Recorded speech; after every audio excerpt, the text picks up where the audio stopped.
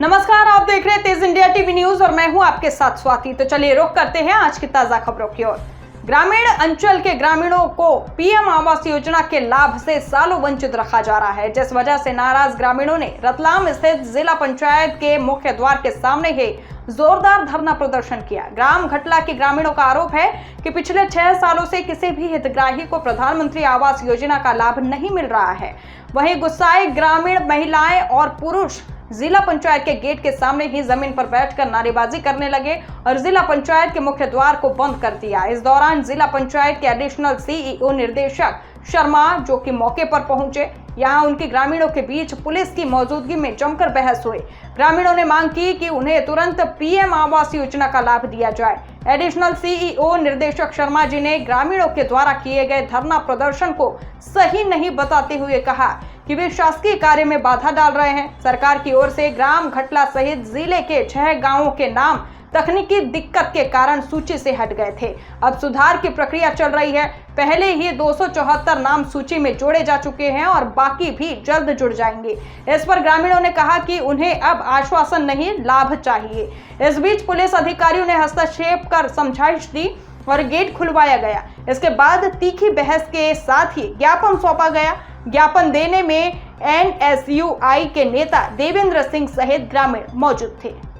60 साल से हम रह रहे हैं और 60 साल के बाद में हमारा कुछ भी आवेदन नहीं लगा था, कहीं भी नहीं लगा था। पानी घर में जैसा बारिश होती है पानी अंदर घर में घुसता है और मकान गिर भी जाए तो कोई हमारी समस्या नहीं सुनते हैं। और ना हमारे सरकारी जगह में रह रहा तो ना पट्टा पट्टी है, हमारा कुछ भी नहीं है। नेता आते हैं बताते हैं क्या करेंगे। वो नेता आवे, कोई नाराज नेता आवे नाराज जा, कोई नेता एक नहीं हुई करे हमारी तो नहीं लेते हमारे। वो रोड में जावा लोग रोज गालियां दे कौन से गांव से हो? घटला से सामू भाई। हमारे गांव में कोई व्यवस्था हो पा रही है, ना पट्टे मिल रहे हैं, ना मांगलिक भवन है, पानी की भी जल व्यवस्था भी नहीं हो पा रही है। और पीएम तो बिल्कुल किसी का भी नहीं आया है अभी तक। नहीं तो आवास योजना मिली है हमें, किसी चीज का लाभ नहीं मिल पा रहा है। मकान की डिमांड है पीएम आवास 400 500 हमारे तो 500 मकान है हमारे गांव में, लेकिन किसी का भी व्यवस्था नहीं हो पा रही है। और छोटा गांव है के ना हमारी आवास योजना निरस्त कर देते। किन अधिकारियों का अवगत कराया?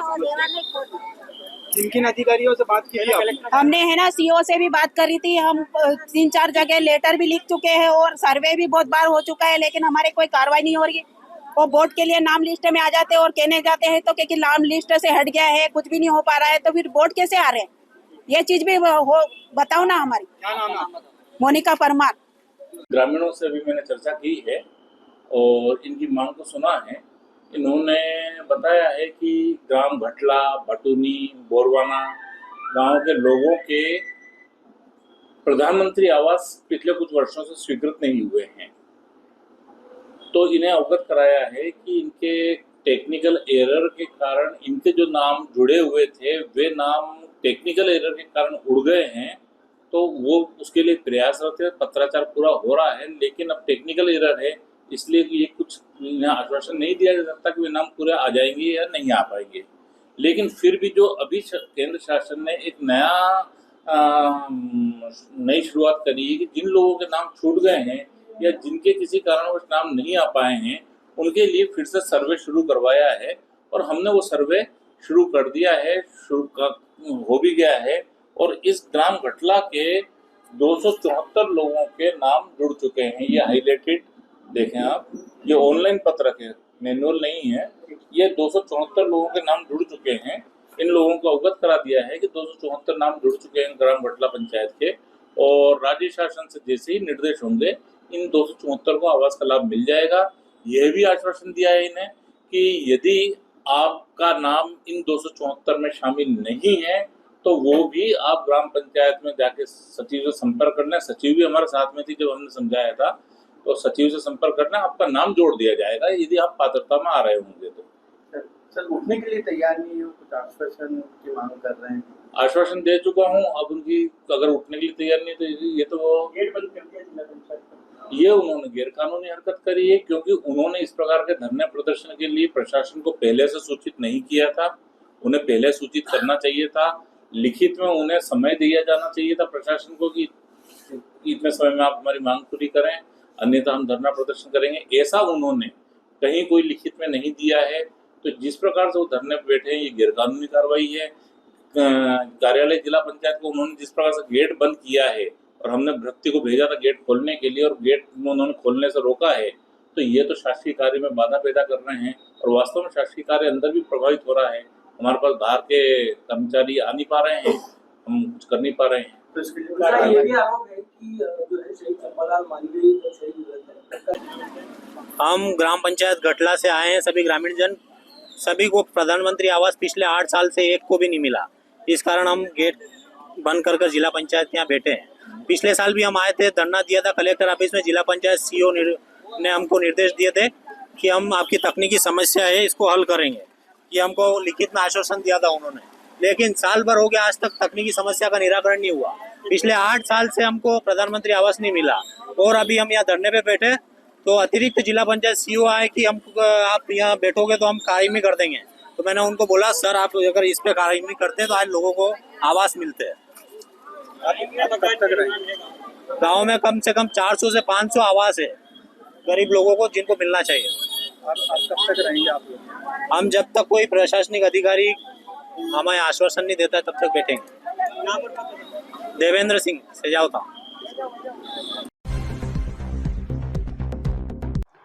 रतलाम के जावरा में मंगलवार के सुबह बस स्टैंड पर एक युवक की लाश मिलने से सनसनी फैल गई। संदिग्ध परिस्थितियों में युवक के चेहरे को कुत्तों ने बुरी तरह से नोचा हुआ था। बता दें कि लोगों की आवाजाही बढ़ने के बाद लोगों ने इसकी जानकारी शहर थाना पुलिस को कॉल करके दी।